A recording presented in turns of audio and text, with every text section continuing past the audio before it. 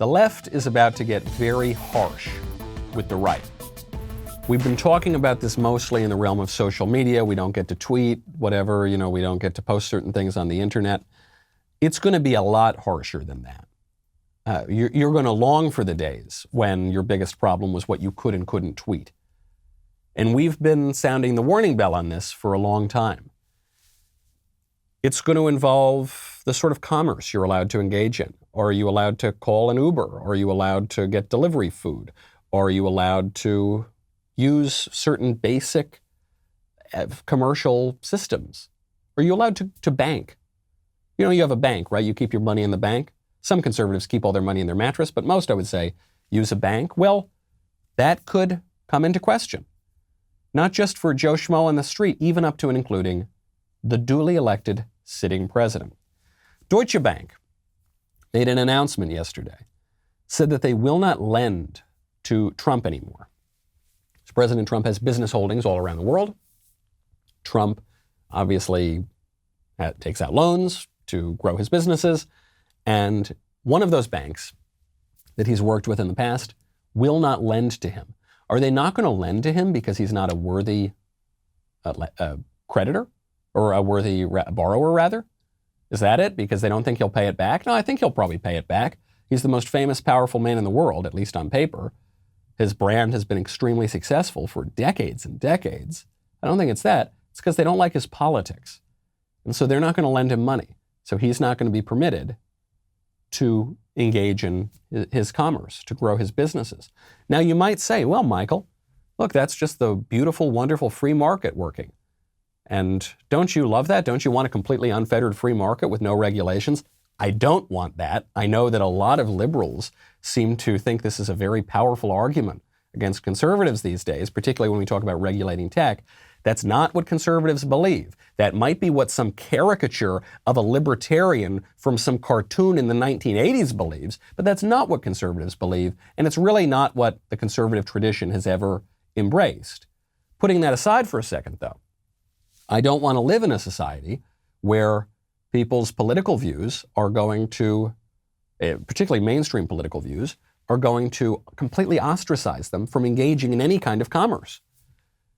But you say, Deutsche Bank has no obligation to lend Trump money. Okay, if Trump doesn't have a right to borrow money, I guess none of us do, does Trump have a right to use banking services? Does he have the right to put his money in a bank?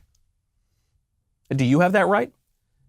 Do you think banks should be allowed, based on people's political views, mainstream political views, to say, we're going to close your bank accounts? Put it under the mattress. Good luck. Probably don't have a lot of FDIC insurance on that mattress, but sorry, we're not going to do business with you. I don't think so. I don't want to live in that society. That is increasingly the society that we are going to be living in. Signature Bank, which is a New York lender that has long catered to the Trump family, is closing 2 personal bank accounts in which President Trump is holding about $5.3 million. This is according to a spokesman, not for Trump, but for the bank. The bank is also calling for the president to step aside before his term officially ends on January 20th. Bad enough that hipster Rasputin over there in Silicon Valley thinks that he has the right to tell the president what he can say and what he cannot say, what he can do and what he cannot do. Now you've got a bank in New York, a New York bank, saying we ought to be more powerful than the duly elected president. We want him to step aside, and we're going to close his bank accounts. They're not just coming for Trump.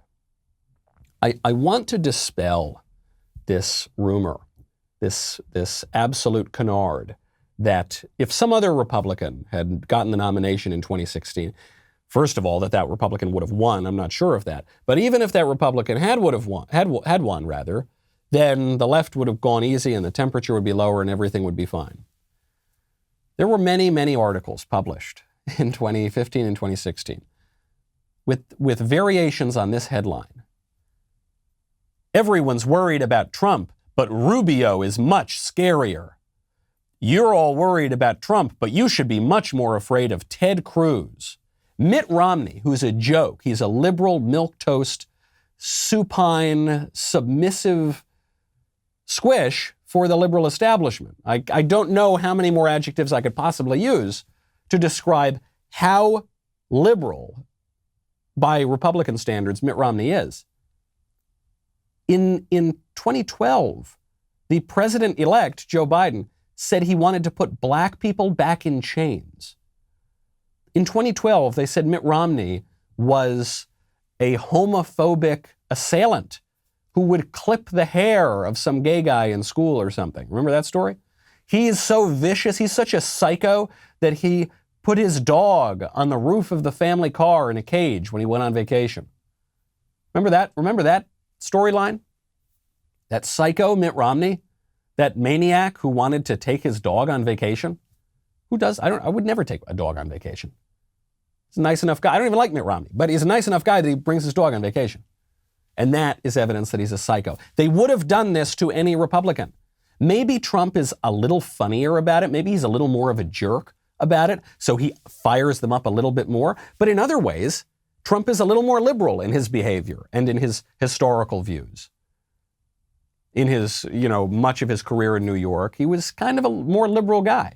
In some ways, they liked Trump more than, remember, they said, we hate Trump, but you can't impeach Trump because Pence is worse. Pence is going to electrocute gays. Remember that storyline? What was that based on? Nothing. But that was you got to watch out for Pence. Now, because they just turn on any Republican who's in office got to be the incarnation of evil,